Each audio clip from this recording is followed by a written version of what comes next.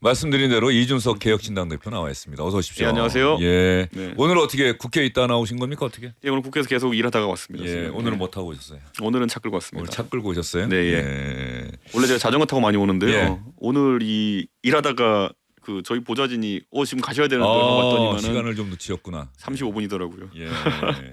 자, 지방선거 관련해서 개혁신당이 그 아이디어를 내건 게 네. 개혁신당에 찾아와 주세요. 저희는 음. 그 선거자금 그렇게 많이 안 듭니다. 그게 99만 원이었나요?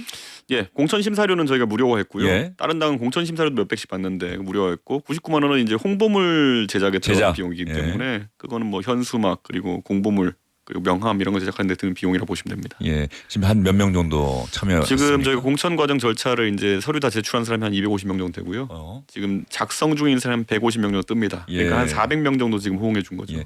그 호응한 사람을 모두 다 공천하기는 어려운 거 아니에요? 그래도 어느 정도 이 자격이 되는지를 좀 저희가 전과나 이런 거 중심으로 해서 예. 엄밀하게 보고 있고 그래서 지금 부적격자들은 지금 거르고 있습니다. 예. 대부분 어떻습니까? 기초 네, 의원입니까? 기초 광역 의원들 많고 예. 그리고 광역단체장도 한 8명 정도. 광역단체장에 예, 예. 나서겠다는 분들도 예, 예. 8명이나. 네. 지역은 주로 어디? 저희가 충청도 같은 경우에는 대전, 세종, 충남까지는 다 나왔고 예. 지금 서울에 나오겠다는 사람이 있고 부산에 나온다는 사람이 있고 예. 인천, 대구 이렇게 지금 나와 있습니다. 이준석 대표가 또 지역구가 경기도이다 네. 보니까 뭐 경기도도 좀 있습니까? 한 두 분 정도 저희가 지금 컨택을 하고 있는데 예. 이분들은 뭐 신인의 성격에 해당하는 분들이라서 좀 결심하는 데까지는 한 3월 초까지 보고 결정하자 이렇게 하고 있습니다. 그리고 이준석 대표가 이끄는 개혁신당이 국민의힘과 어떻게 연대하는지 좀 보자 뭐 이런 분들은 없어요? 그런데 뭐 사실 연대는 예. 저희가 안 한다고 계속 선 긋고 있기 때문에 예. 뭐 그거에 관심 가지는 분들은 별로 없습니다. 정말입니까? 예, 그 예. 언론이나 아니면 여의도에 있는 분들이 관심을 갖지 예. 출마자들이 관심 갖는 게 없습니다. 보통 정치권에서 그동안 예. 수십 년 동안 보여준 관행이 안 한다, 안 된다라고 하면 이게 안 돼요, 돼요 이렇게 돼왔던 네. 그동안의 그 모습들이 있어서 기자들도 여전히 예. 혹시라도 이준석 대표가 어느 날 갑자기 장동혁 대표와 손을 맞자는 거 아닌가 하는 생각을 버리지 못하고 있는 거 아닐까요? 근데 그런 움직임이 오히려 아무것도 같이 안 하게 이제 끄어버리는 거나 마찬가지죠. 그러니까 제가 특검법 때 저희가 이거는 야당이라면은 당연히 다 동참해야 되는 거다. 그래서 조국혁신당에도 제안하고 예. 야권이 이번에는 연대해서 특검법을 통과시키자 이렇게 했는데 뭐 조국혁신당은 안 하더니만 저러고 있고 지금 합당한다고 예. 저러다가 그리고 그 사안을 가지고 이제 정책 연대니 뭐 또 그다음에 뭐 선거 연대니 이렇게 일부러 좀 띄우려는 사람들이 있었어요. 그러다 보니까 저희는 아예 안 만나죠 이제. 예. 그러니까 야권 공조를 사안별로는 할 수도 있는데 자꾸 뭐만 하면은 선거연대를 겪어가니까 저희는 안 만나기로 이렇게 했습니다. 지난번에 이준석 대표가 장동혁 대표 단식할 때 네, 그 주호영 부의장이랑 네. 멕시코인가 네, 멕시코랑 과테말라 좀 일정을 좀 출장했습니다. 단축해서 들어왔죠. 예, 예. 그래서 단식 현장을 찾아가서 장동혁 대표를 만났는데 네, 그날인가요? 그 다음 날인가 장동혁 대표가 박근혜 전 다음 대표를 날이죠. 만나서 예. 단식을 갑자기 중단해서 이준석 대표가 조금 그 모습에 좀 놀랐다고 해야 되나요? 그러니까 놀란 것도 있지만은 저는 제가 얘기하는 게 저는 착한 사람, 나쁜 사람, 똑똑한 사람, 안 똑똑한 사람 이런 것보다도 예. 이상한 행동을 하면은 제가 좀 거리를 둡니다. 예, 이상한 행동이라 하면 본인에게 득이 되지 않는 행동을 하는 사람이라든지 아니면 도대체 자신의 행동을 정당화하지 못하는 사람들 대표적인 예가 윤석열 같은 사람이죠. 예. 예, 본인에게 해가 되는 일만 골라서 합니다. 뭐 이런 거. 나쁜 사람은 나쁜 사람들, 착한 사람은 착한 사람, 자기네 이익을 추구하는 건데 이상하게 반대로 하는 사람들이 있어요. 전 그런 사람들은 좀 경계합니다. 예. 지금 장동혁 대표의 행동이 뭔가 이상하다고 지금 생각을 하고 있다는 얘기네요. 그러니까 예를 들어 박근혜 엔딩이라는 것이 예. 박근혜 대통령과 본인이 어떤 인연이 있었던 것도 아니고, 그럼 박근혜 대통령이 거기서 뭐 깊은 대화가 있었던 것도 아니고 그냥 뭐 이제 하지 마세요. 그다음에 네 끝. 이건 뭐냐는 거죠 이거는. 예. 그래서 저는 약간 이상하다 그거는.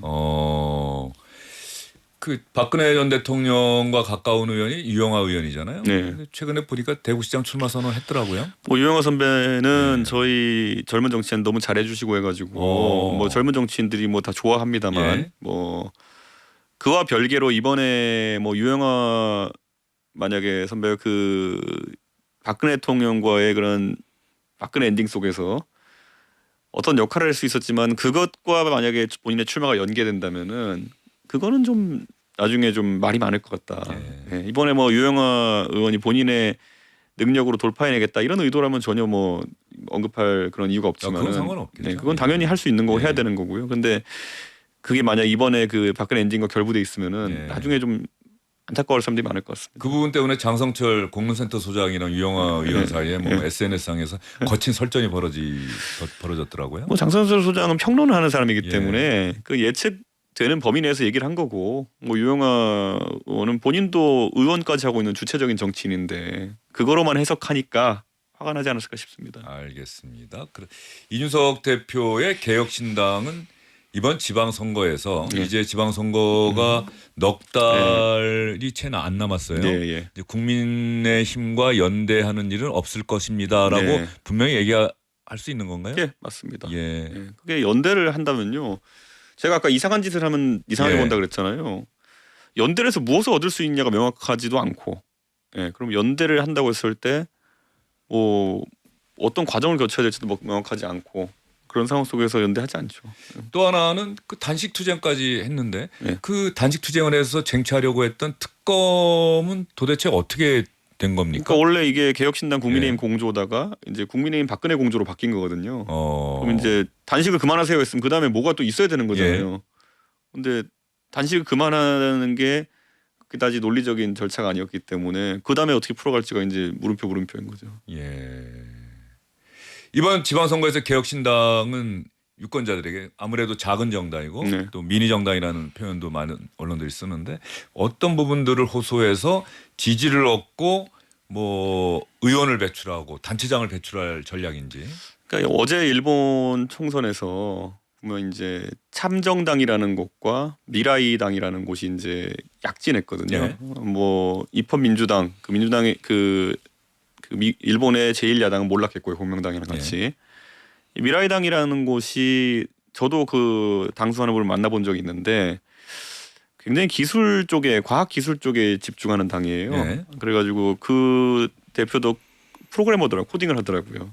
저도 만나서 인사하고 저도 프로그래밍을 하고 제가 원래 프로그래머 출신이다 이렇게 했더니만은 교류하자 이렇게 얘기했던 적이 있는데 앞으로 AI나 이런 것들 과학기술이 중심이 되어가는 과정 속에서 이성적 그리고 논리적 그리고 과학기술적 관점에서 이야기할 수 있는 정당이 필요하다. 그게 개혁신당인 것이고 두 번째로는 참정당이라는 곳이 이제 거기는 강경보수적인 성격으로 이제 올라오는 거거든요.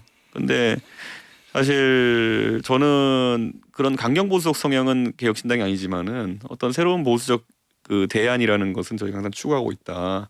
이번에 그래서 부정선거 토론이라는 것도 국민의힘에 있을 때부터 제가 대표할 때부터 이거 끊어내려고 했지만요. 이게 안 끊어내지는 가장 중요한 이유가 뭐냐면은 국민의힘 내에 있는 사람들 중에서 비겁자들이 많기 때문이에요.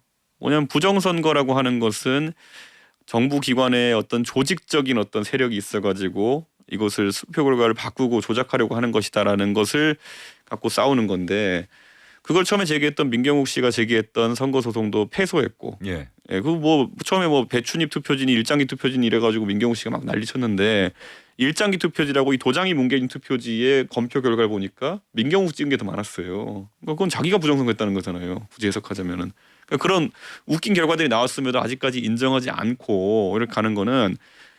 자기 지지층의 상당수가 부정선거를 믿기 때문에 이거를 불편하게 만들 말을 어느 누구도 하지 않는 거예요. 그러니까 어떤 식으로 비겁하게 나오냐면은 부정선거는 아닌데 부실선거는 맞는 것 같습니다 이러거든요.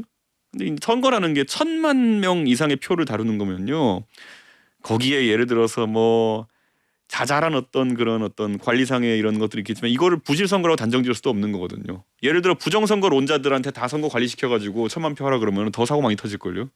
그러니까 저는 이런 것들이 참 정치인 비겁하기 때문에 대한민국이 큰 혼란에 빠진 것이고 그 국민의힘이란 당에서 그거를 단호하게 처음에 뿌리 뽑지 못하고 싸우지 않았기 때문에 어떤 정신 나간 사람이 이걸 믿고 계엄까지 한 겁니다. 그러니까 이 부정선거론을 조기에 절단내지 않았기 때문에 가장 멍청한 형태의 계엄이 발생한 것이고 그래서 저 당은 절단 난 거예요. 그러니까 음모론과는 싸워야 되는 거거든요. 근데 꼭 그 안에서 이제 그거 음모론자들을 타가지고 어떻게 해보려는 사람들 때문에 저 꼴 난 거고 지금도 그러고 있습니다. 25일에 그 전환길 씨인가요? 한다고 TV조선을 통해서 뭐 생기게 한다고 하는데 아직까지 또 시간이 있어요. 이게 진짜 되는 거라고 생각해도 되는 겁니까? 아니면 하다가 또 이게 무산될 수도 있는 겁니까? 지금 뭐 전한계 씨가 저렇게 얘기를 해놨으니까 예. 뭐 본인이 내빼면은 그거야말로 웃긴 상황이겠죠. 그런데 지금까지 부정선거론자들은 한다 했다 내빼는 일이 많았기 때문에 저는 마지막까지 좀 지켜봐야 된다 보고요.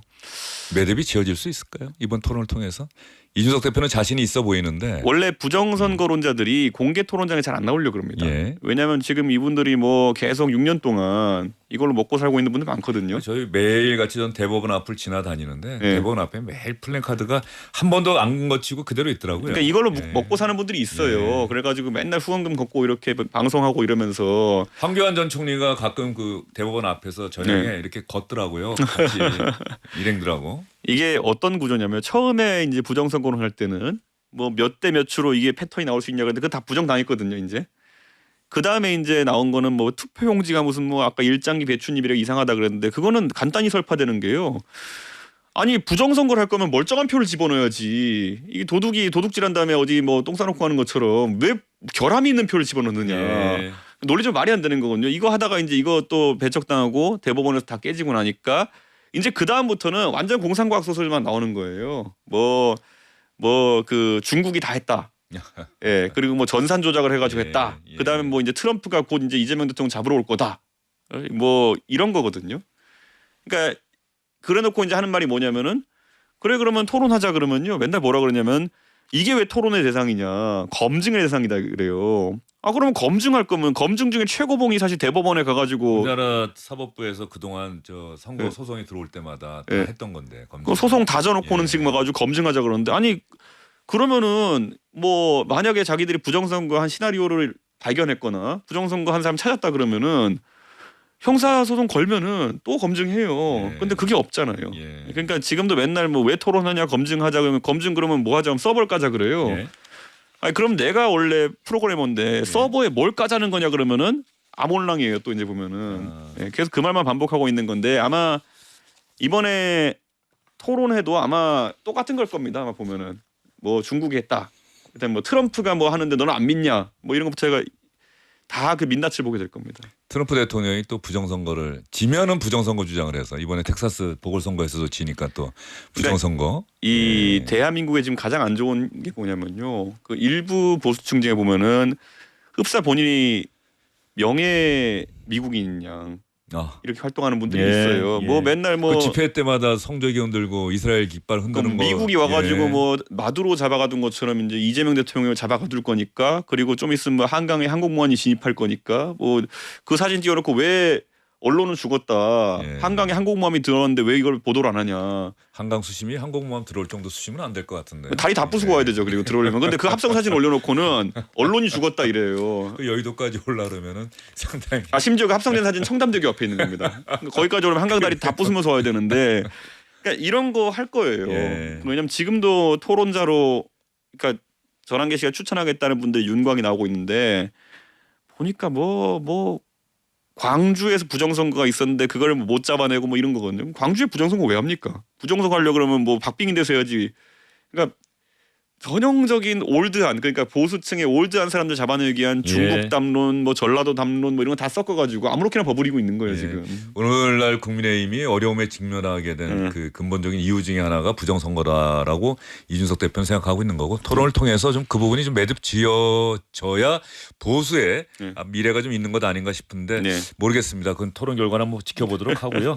이왕 또 이야기가 나왔으니까 오늘 오세훈 시장이 기자들 만나서 이런 얘기 저런 얘기 하다가 장동혁 대표가 뭐 계엄에 찬성하고 반대한 사람들 다 안고 가려다가 지금 이 모양이 됐다. 난 그래서 지지율이 떨어지고 있는 거다라고 또 장동혁 대표에게 날을 세웠는데 이준석 대표 오세훈 시장하고는 관계가 좋잖아요. 예.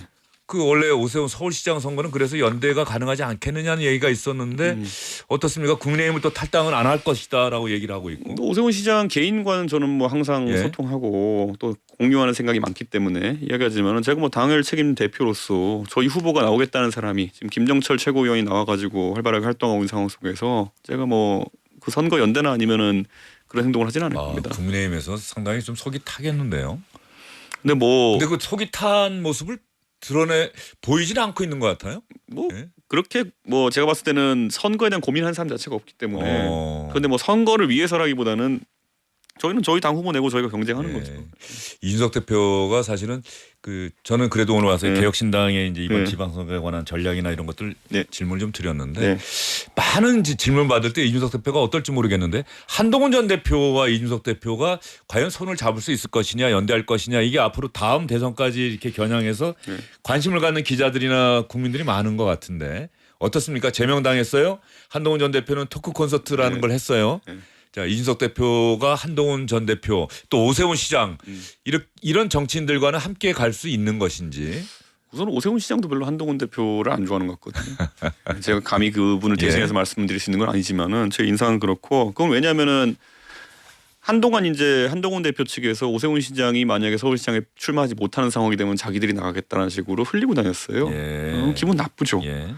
거기다 뭐 사실 명태균 사건 터졌을 때 그때 사실 한동훈 전 대표라는 분이 부동산 규제 지역도 아닌데 동탄에 와서 막 부동산 돌아다니고 이랬어요. 그러면서 그쪽 스피커들이 뭐 이준석이 좀 있으면 뭐 의원직 잃을 것이고 거기 나올 것이다. 아이고. 풍하고 예. 그런 걸 다녔거든요. 예.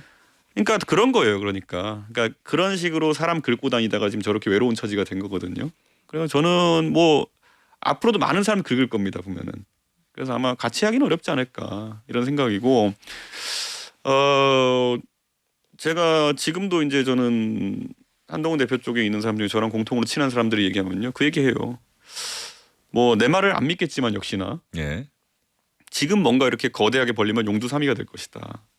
네. 그렇기 때문에 오히려 그 길을 모아가지고 총선 전에 빵 터트리든지 아니면은 이번 선거에서 승부를 걸 거면은 출마 얘기만 하든지. 근데 그거 빼고 다 할 것 같아요 지금 보니까. 결정적으로 해야 된다라고 이준석 대표가 생각하는 것들 빼고 다 한다. 그러니까 이번에 만약에 출마하는 선택을 안 하고 이렇게 막 대중동원하려고 힘쓰고 이렇게 하다 보면요 용두삼이 되거든요. 예. 그러니까 선거 전에 막 이렇게 하다가 갑자기 선거 때만 슥 빠지는 분들이 있어요. 그런데 저는 그래서 제가 다 해본 거거든요. 지금 하고 있는 게. 예. 저도 뭐 대구에 사람 불러 모아가지고 이렇게 그거 선거 전에 하는 거예요. 예. 그 선거를 그 정치 리더가 되겠다는 정치인은 사실은 자기 선거를 네. 치열하게 치러보는 경험이 당연히 있어야겠죠. 그 다른 사람들, 다른 정치인들을 지원하는 선거 운동도 중요하지만. 네. 그러니까 그거를 이제 어떤 걸 잘하느냐가 자기 성격에 따라 다르거든요. 예를 들어 김종인 위원장은 선거 관리 아니면 메시지전 이런 거 잘하시는 거고 박근혜 대통령도 선거 지휘 메시지만 잘하는 편이고. 뭐 선거의 여왕이라는 뭐. 그렇죠. 근데 본인 선거야 뭐 달성해서 당선되셨으니까 그거는 모르겠지만은 근데 어떤 분들 또 윤상현 의원 같은 분이나 이런 분들은 권성동 의원 이런 분들은 공천 잘라도 살아오고 이러잖아요. 예. 그러니까 그게 달라요. 예. 그러니까 저도 이제 사실상 3당으로 하고 제가 선거 지휘도 해보고 이랬지만은 지금 둘 다 실적이 없는 게 아마 한동훈 전 대표이기 때문에 굉장히 조급증이 날 겁니다. 국민의힘에 오늘 김민수 최고위원인가요? 뭐 어제 저 유튜브 자유 네. 유튜브 방송 연합인가요? 네. 여기 출연해서 한 이야기. 오늘도 또 뭐 새로운 유튜브에 출연해서 한 이야기. 네. 뭔가 이렇게 방향을 국민의힘이 좀 바꾸는 듯한 윤 어게인만으로는 지방선거 이길 수 없으니 지지자들이 좀 이해를 해달라. 네. 부정선거 이야기도 가능하면 이렇게 전선을 안 좁혔으면 좋겠다. 한동훈 전 대표를 지지하는 분들도 대한민국 국민이다. 장동혁 대표는 오늘 문화일보 허민 기자와의 또 방송에서 계엄 절연 묻는 얘기에서 절연을 얘기하는 게 또 다른 분열의 시작이다. 제가 항상 이 비유를 하거든요. 우리가 원래 체육대회 운동회 가면은 이렇게 막대기 머리에 짚고 오른쪽으로 뺑글뺑글 돌다가 선생님이 호각을 불면 앞으로 달려나가는 게임이 있어요. 예. 근데 지금 국민의힘 매 선거마다 저 꼴이 나는 거예요. 제대로 못 달려나가죠. 너무 오른쪽으로만 강하게 네. 돌아가지고 정작 선거 때 돼가지고 선생님 호각을 부르면은 자빠지는 거예요. 앞으로 달려나가야 직진을 되는데. 못 하는 거예요. 네. 그러니까 이게 그 상황 계속 발생하는 게 뭐냐면 평소에 맨날 오른쪽으로만 돌고 있는 거예요. 뺑뺑이 돌고 있다가 선거 때는 앞으로 가야 되는데 풀썩 이런 상황인 거죠. 지방선거 끝나고 결과가 어떻게 나올지는 뭐 아무도 네. 모릅니다만 뭐 대부분 예상은 어쨌든 지금 전체적인 흐름이나 여론조사 나오는 것을 보면은 여당이 우세하지 않겠느냐는 그 전망이 많은데 그 국민의힘 야권이 만약에 이번 지방선거에서도 뭔가 좋지 못한 결과를 얻는다고 했을 때 일어날 수 있는 그 야권의 변화의 중심에 이준석 대표 개혁신당이 자리할 것이다, 역할을 할 것이다, 뭐 이렇게 많은 분들이 생각하는 것 같은데 이준석 대표도 이렇게 동의하십니까? 저는 뭐 정계 개편 이런 것보다는요. 개혁신당이 항상 지난 선거보다 이번 선거 마친 뒤에는 나아졌으면 좋겠다. 저희가 선거구로 쓰는 게 오늘보다 나은 내일이거든요. 그리고 어제보다 나은 오늘이죠. 이게 저는 평가의 지표, 절대적 평가의 지표지. 사실 오늘보다 나은 내일. 네, 그게 저희가 지향하는 바거든요. 그런데 저는 이번 선거를 통해서 저희가 조직을 확장하고 당의 어떤 정책도 좀 더 견고해지고 이 목표를 바라보고 밤새는 거지. 사실 그 부정선거론 이런 것도요. 저는 빨리 제거하지 못하면은 결국 보수 진영 계속 허덕이게 될 것이고요. 제 할 일을 그냥 하는 겁니다. 예. 근데 뭐 여기서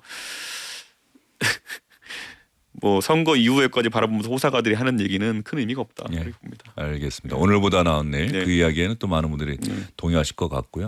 그 사실 선거라고 하는 게 국민들 유권자들의 마음을 사로잡는 것, 그 유권자들의 생각과 같은 생각을 이야기해 주는 것, 그리고 그 생각을 바탕으로 한 미래가 우리에게 어떻게 다가올지, 어떻게 선사해 줄지, 뭐 이런 부분들을 얼마나 잘 전달하느냐가 중요한 것 아니겠어요? 당세도 당세지만 미래는요. 제가 2021년, 2022년 할 때 그 당시 국민의힘 대표할 때 미래는 이미 다 그려놨던 겁니다. 그 보수 진영의 앞으로의 한 20년 정도 청사진은 그려져 있었고요.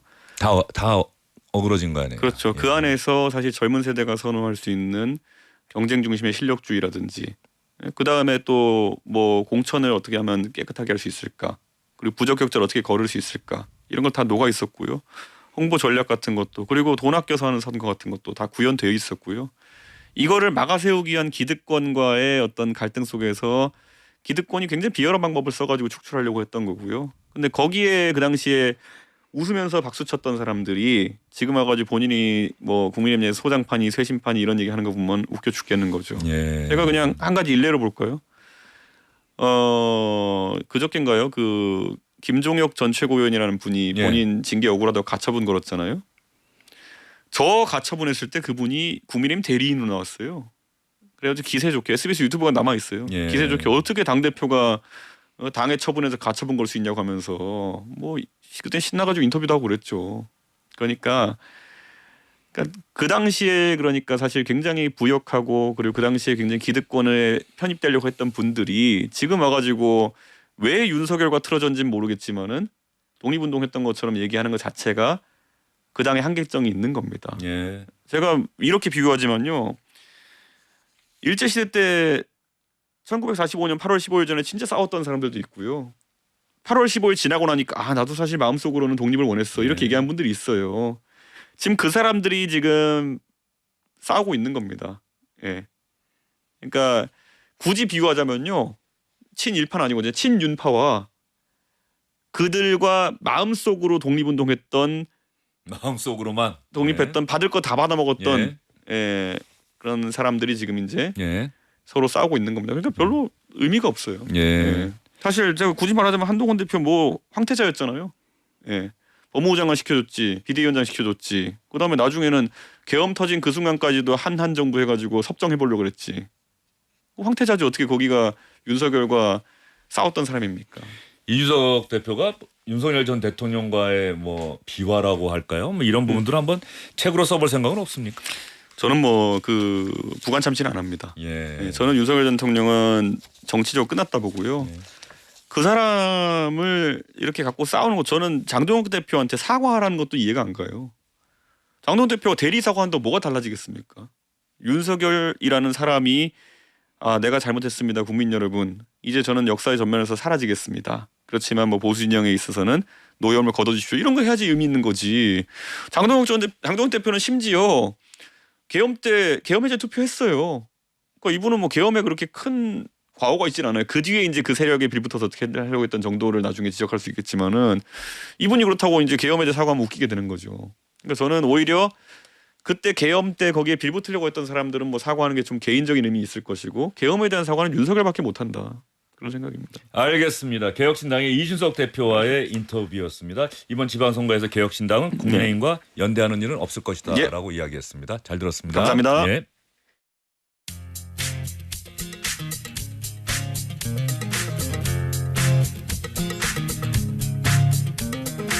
여러분은 지금 주영진 앵커가 진행하는 뉴스 직격을 청취하고 계십니다. 뉴스 직격은 청취자 여러분을 향해 언제나 열려 있습니다. 100원의 정보 이용료가 부과되는 유료 문자 샵 1035, 인터넷 라디오 고릴라 게시판과 유튜브 채팅창을 이용해 다양한 의견 보내주세요.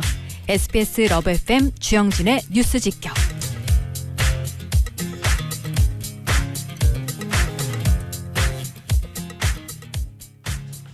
두 분 나오셨습니다. 윤희석 전 국민의힘 대변인, 김성환 시사평론가 나오셨습니다. 어서 오십시오. 네, 안녕하세요. 네.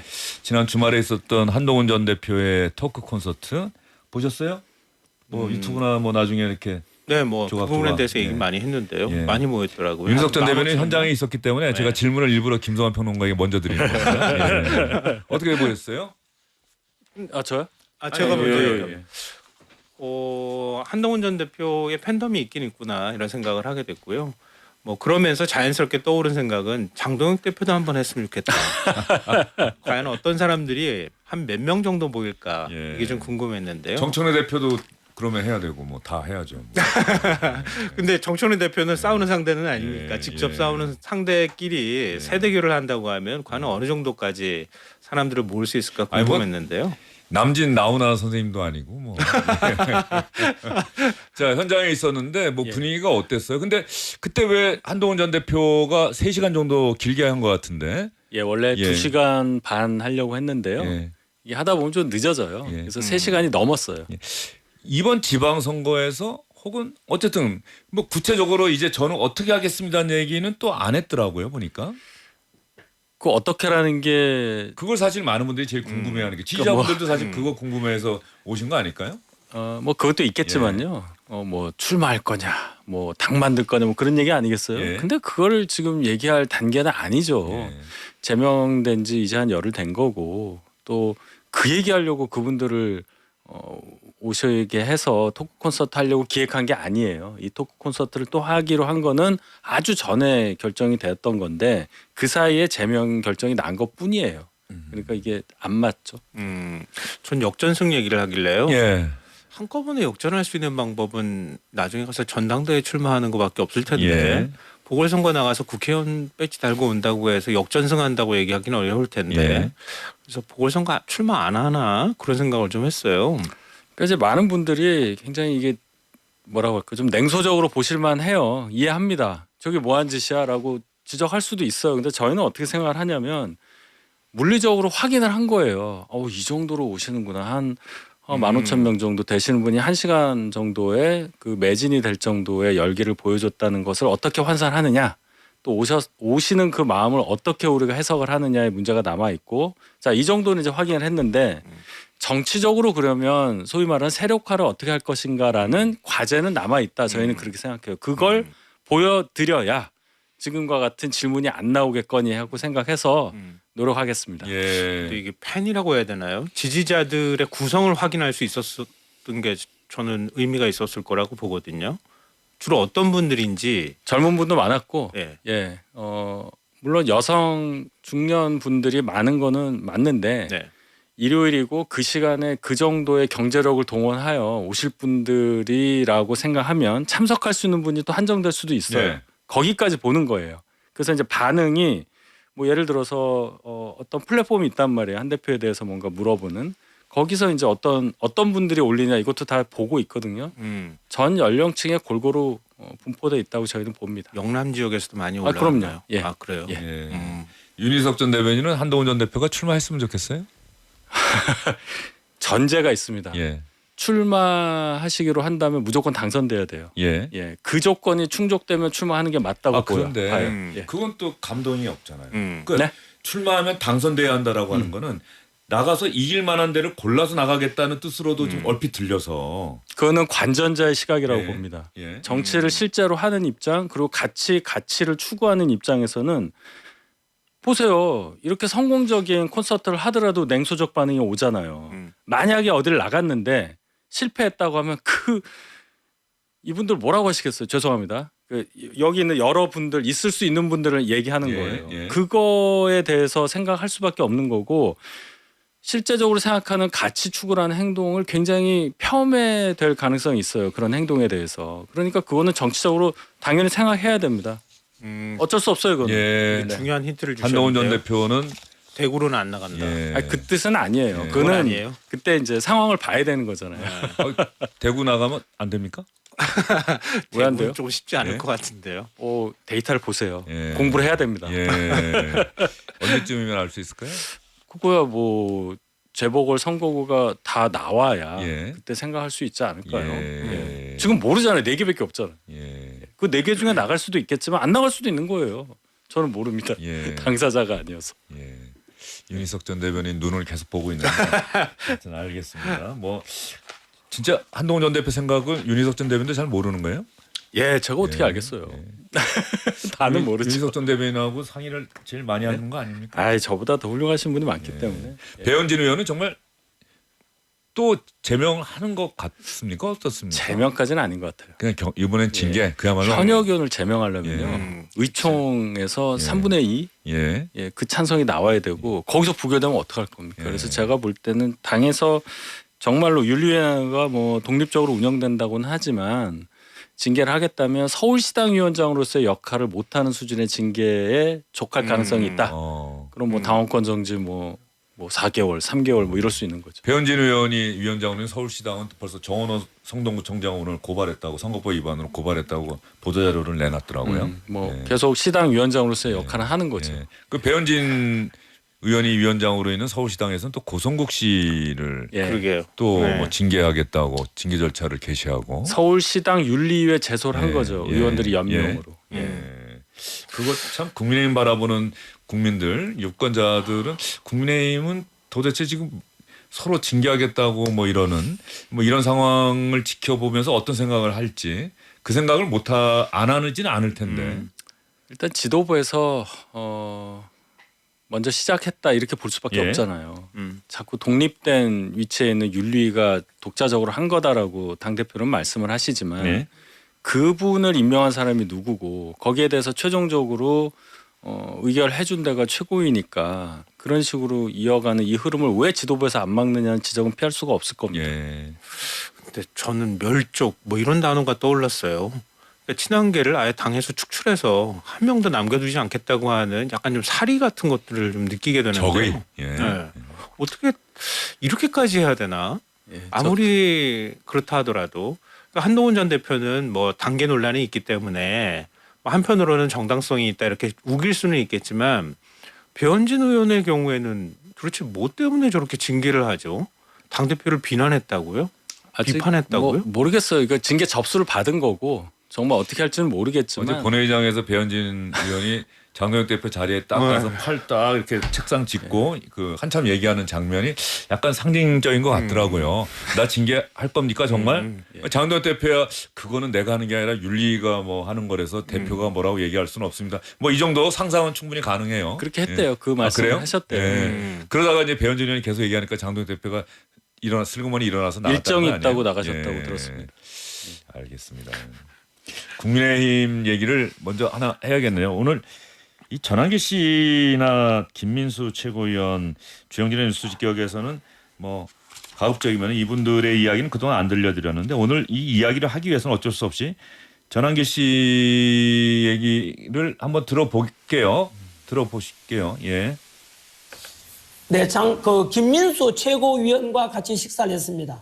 그래서 김민수 최고위원을 통해서 대신 답변을 들었습니다.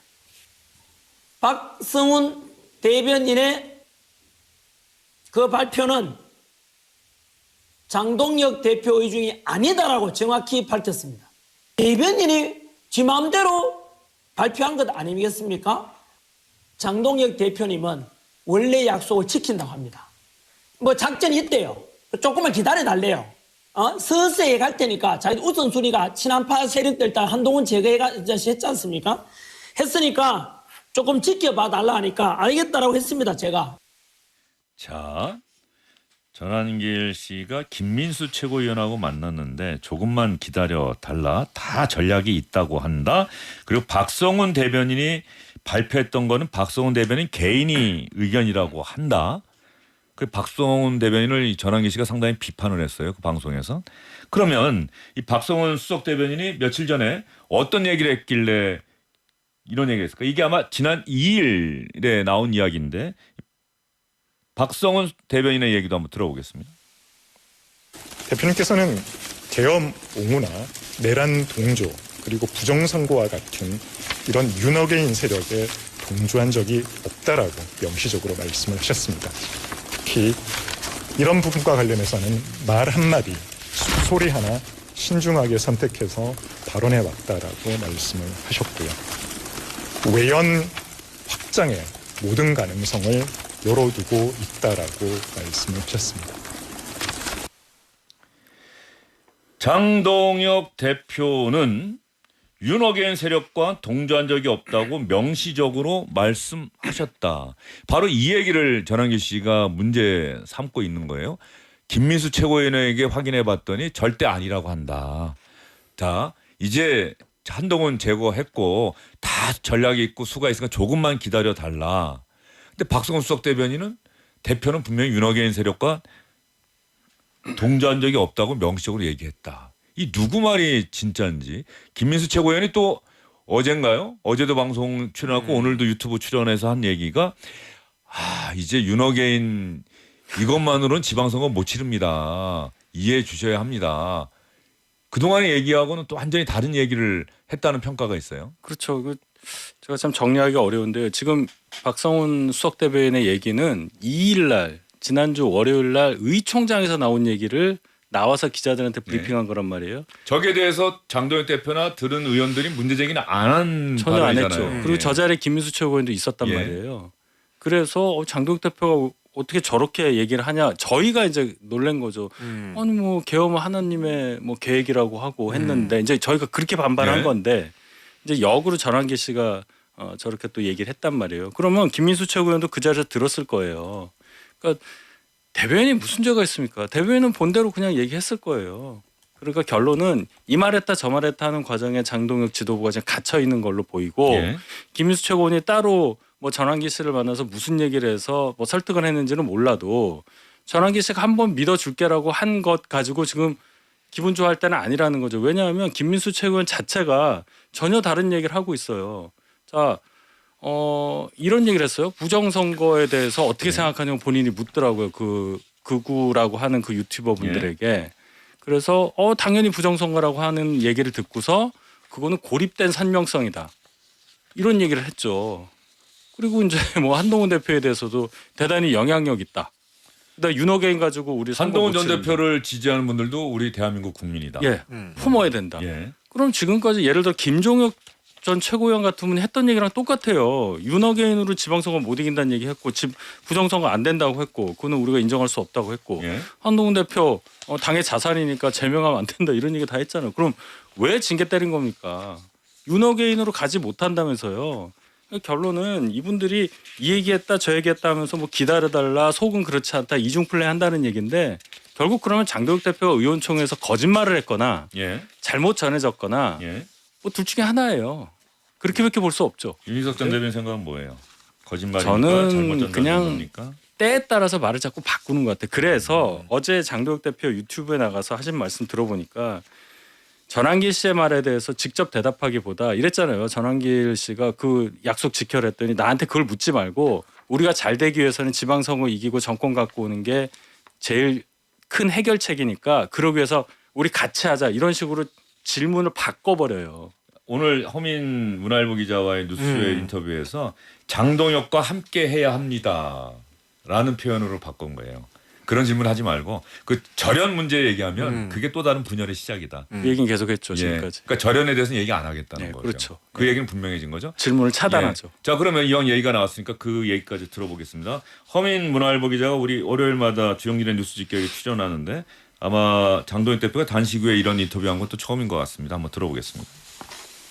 저는 계엄, 탄핵, 그리고 절연, 윤어게인, 부정선거 이 모든 문제에 대해서 전당대회 이전부터라도 저는 분명한 입장을 밝혀왔습니다. 네. 공식적이든 언론 인터뷰든 아니면 의총 자리에서든 그 어디에서도 저는 같은 결을 가지고 말씀드렸고 늘 공식적인 입장을 밝혀왔습니다.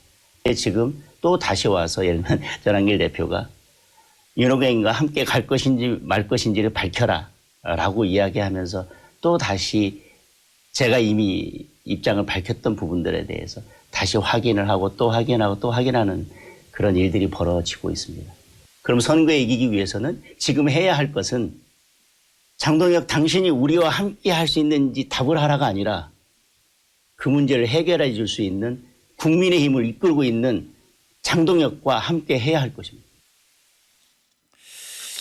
장동혁 대표가 대표의 언어라는 표현을 쓰더라고요. 오늘 보니까. 그런데 김성환 평론가 어떻습니까? 이 장동혁 대표가 이런 질문 나오면은 좀 그러니까 설명이 좀 길어진다는 느낌을 받아요. 네, 애매모호하게 예, 얘기하는 거죠. 예. 그러니까 그게 일종의 전략인 겁니다. 그러니까 결국은 윤 어게인 세력 때문에 당 대표 자리에 오른 것도 부인할 수 없는 사실이고, 지금 그 수석 대변인이 의총장에서 했던 예. 발언 한번 옮겼다가 아뜨거한 거 아니에요. 예. 전환길 씨가 사흘 안에 답해라 뭐 이렇게 나오니까 결국 자기 지지 세력하고 강력한 지지 세력이 결국 국민의힘 안에서 극화되어 있는 세력이라고 얘기를 하는 거잖아요. 그러니까 그 세력을 통해서 당대표가 됐는데 그 세력을 부정해버리면 결국 자기 지지 기반이 허물어진다고 하는 걸 너무 잘하는 거죠. 그러니까 그 부분에 대해서 굉장히 모호한 태도를 계속 유지할 것 같아요. 그러니까 3일 안에 답을 달라고 했더니 답을 주기 전에 어제 저녁에 만났다는 거 아니에요. 김민수 최고하고 전환길 씨가 점심식사하면서 만났다는 거 아니에요. 예. 그 자리에서 믿어달라, 네, 기다려달라 그렇죠. 예. 얘기하고 김민수 최고가 어제 유튜브 오늘 유튜브에서는 윤어게인 구호 하나만으로는 지방선거 이길 수 없다. 뭔가 이렇게 태도를 이렇게 바꿔가고. 근데 장동혁 대표는 계엄과 탄핵 윤 전현에 대한 질문에 여전히 답을 안 하고. 네. 예. 그 김민수 최고가 그런 역할을 해주는 거죠. 예. 그러니까 장동혁 대표한테 계속 어떤 입장이냐 이렇게 양쪽에서 지금 요구를 하고 있는 거잖아요. 근데 그거에 대해서 답을 하는 순간 어느 쪽으로부터도 선택받지 못한다는 걸 잘 알고 있기 때문에 특히 윤 어게인 세력으로부터 계속 지금 답변을 요구받고 있는 거잖아요. 그러니까 김민수 최고가 그쪽하고 제일 가까웠기 때문에 그쪽에 가가지고 설득하고 또 일종의 우리가 지금 취하는 태도는 선거를 이기기 위한 위장 전술이다. 이런 식의 얘기를 하면서 설득하고 다독거리는 작업을 하고 장동혁 대표는 명확하게 얘기 안 하면서 중도 확장하겠다. 선거 준비 들어가겠다. 이렇게 얘기하면서 그냥 가는 거죠. 진정성이라고 하는 게 사실은 우리 정치권에서 제일 많이 쓰는 게 진정성이라는 단어인데 국민들이 이제 그런 모습을 봤을 때 아니 뭐가 진짜냐. 이거는 당연히 이 질문에 대한 대답은 해줘야 되는 거 아니에요? 그렇죠. 뭐가 진짜냐. 이 얘기는 유권자를 상대로 이중 플레이를 하겠다는 얘기인데 첫째로 국민들이 그러면 유권자들이 그걸 판별을 못 하겠느냐는 게 하나가 있고 국민은 어떻게 보길래 이런 생각을 하느냐 이런 지적도 가능하잖아요. 예. 신동욱 최고위원은 김민수 최고위원의 이 발언에 대해서 대단히 뭐 의미 있다. 의미 있다 하면서 예. 매력적인 정당을 만들기 위해서 노력하겠다 이랬단 말이에요. 어디에서 매력을 찾을 수 있겠습니까? 진실성을 우리가 확보할 수 없는데. 그래서 이런 작전은 있을 수가 없고 성공할 수가 없다. 예, 그렇게 봅니다. 예, 알겠습니다. 이 국민의힘 이제 뭔가 이게 좀 변화를 하려고 시도는 하는 것 같은데 그러다 보니 전환길 씨나 이런 사람들이 윤어게인 이거 정말 절연할 거냐 태도 분명하게 해라 그랬더니 거기에 대해서는 또 이렇게 물밑에서 만나서 그런 거 아니니까 이해해달라고 얘기를 했다. 여기까지가 지금 현재 상황인 것 같아요. 네. 그러면서 어쨌든 공개적으로 김민수 최고위원 같은 경우가 지방선거를 이기기 위해서라도 윤어게인 부정선거 이런 것만으로는 안 된다라는 뭔가 좀 변하는 듯한 얘기는 하고 있다. 근데 이게 어느 게 진짜인지는 모르겠다. 모르겠다가 아니라 아는 분들은 아는 거죠. 그냥 추측인데요. 예. 뭐 들리는 얘기는 한동훈 대표님이 물리적으로 제거를 했고 이런 식으로 하면 윤 대통령도 자연스럽게 윤한 원래 뿌리가 같으니 같이 제거할 수 있다 이렇게 생각한대요. 일단 이번 설 연휴 직후에 1심 선거가 네, 그렇죠. 선거에 결정적인 계기가 되겠네요. 선거 하면 그걸 기다리고 있다고 하더라고요. 예. 그러니까 선거 나오면 예. 그 다음에 자연스럽게 우리는 손절하게 될 것이다. 예. 그럼 우리가 선택하는 게 아니다. 이런 식으로 넘어가는 거죠, 그냥. 근데 그때 가서 이제 저 손절한다고 해서 또 많은 분들이 그걸 믿을지 이건 또 별개 문제잖아요. 그런 얘기를 안 한다니까요. 그런 얘기는 안 할 거다. 예, 안 하고 그냥 이렇게 자연스럽게. 자연스럽게 넘어가는 거다. 이건 우리가 하려고 하는 게 아니라 사법부가 사법부의 판단에 맡긴다고 그렇죠. 사법부가 했으니까. 판단하는 것이다. 이렇게 네. 하고 가는 거죠. 알겠습니다. 뭐 보태실 말씀 없으면 민주당 얘기도 좀 시간 없지만 해야죠. 오늘 의원총회 열었는데 의원들의 상당수가 뭐 합당 통합에는 찬성하는데 이렇게까지 좀 논란이 되고 있으니 그만합시다. 지방선거 전에는 안 한 걸로 한번 정리합시다라고 얘기를 했다고 하는데 말이죠. 박수현 수석 대변인 얘기 한번 들어보겠습니다. 의원들은 대체로 통합의 필요성은 공감하나 현 상황에서의 합당 추진은 명분이 있지만 추진이 어렵다는 것과 오늘 의원총회 결과를 반영하여 오늘 최고위원회가 신속히 결론을 내려줄 것을 요구하였습니다. 자, 최고위원회가 아마 이제 열려서 오늘 7시나 8시 사이에는 결론이 날 것 같고 정청래 대표가 그 결론을 따르겠죠, 뭐 당연히. 네네. 예? 네, 출구 전략을 이미 만들고 있다는 게 보이잖아요. 예. 그러니까 합당의 필요성에 대해서는 공감하나 이것 자체가 출구 전략인 거죠. 그러니까 정청래 대표가 합당을 추진한 것 자체가 잘못된 거라고 보는 건 아니다. 다만 지금 이 시점은 아니다. 이제 면도 좀 세워주고. 그렇죠. 그렇게 해야 출구 전략이 만들어지는 어떤 거니까요. 기구 같은 거 하나 구성해 놓고 갈 수도 있겠네요. 근데 사실은 별로 의미는 없을 것 같긴 한데요. 그것도 뭐 출구 전략에 될 수는 있는데 제가 볼 때는 진짜 출구 전략은 이재명 대통령이 계속 강조하는 것처럼 집권 여당으로서의 역할을 제대로 하는 것, 당을 어떤 방식으로 쇄신해 나가는 것, 이 비전을 동시에 밝혀야 된다. 그게 진짜 출구 전략이 되는 거라고 봅니다. 결국 뭐 지금 수임 기구를 하나 만들어 놓는다고 해서 지방선거 직후에 전당대회도 있는데 어떻게 바로 통합하겠어요. 시간은 좀 상당히 많이 걸릴 수밖에 없을 것 같아요. 그러니까 국정 뒷받침하기 위해서 민생 법안들 적극적으로 처리해 나가고 그러면서도 개혁의 동력을 잃지 않고 있다고 하는 걸 지지층한테도 보여주는 것. 이게 정청래 대표의 진정한 출구 전략이다라고 생각합니다. 예, 김수환 평론가도 뭐 생각은 있으실 것 같은데 그건 다음에 좀 질문을 드려봐야 될 것 같아요. 이게 진짜 여권의 역학 구도와 관련해서 어떤 일이 벌어지고 있는 건지 뭐 이런 데 좀 관심 있는 분들이 많은 것 같고 윤희석 전 대변인 어떠세요? 지금 여당에 이런 일이 벌어지고 있는데 국민의힘에서는 이거 갖고 이런 것을 어떤 이렇게 기회로 활용하지 못하고 있는 것 아닌가? 그 대단히 안타깝지만 조금 멀리 보면 결국 여권도 분화할 수밖에 없겠구나. 큰 선거 앞두고 지방선거는 이미 뭐 어느 정도 이제 뭐 바꾸기 어려운 상황이 돼버렸고. 근데 사실은 여당에서 이런 일이 이렇게 집권 1년도 안 됐는데 이런 일이 벌어지는 건 사실은 진짜 이례적이에요. 그렇죠. 처음 봤죠. 그러니까 비주류가 여당 대표가 된 게 처음이에요. 제가 볼 때는 임기 처음에. 그래서 28년 총선 또는 30년 대선을 앞두고 크게 여권 안에서는 경랑이 있을 수밖에 없고 이미 그 전선이 너무나 크게 노출이 됐기 때문에 출구 전략 말씀하셨지만 그건 아주 작은 얘기고 글쎄요 같이 갈 수 있을까 하는 생각도 저는 합니다. 솔직히. 알겠습니다. 이런 상황에서 이재명 대통령은 통일시장 방문해서 상인과 소주잔 나누면서 정말 어려운지 이런 것도 점검하고 이재명 대통령의 이런 노력들이 집권당에서 뒷받침해 주는 게 아니라 오히려 좀 그런 모습을 가리고 있는 것 아니냐는 비판이 좀 나오고 있다. 뭐 이런 얘기가 있어서 한번 얘기를 나눠봤습니다. 오늘 두 분 수고 많으셨습니다. 네, 고맙습니다. 자, 주영진의 뉴스 직격 여기까지입니다. 고맙습니다.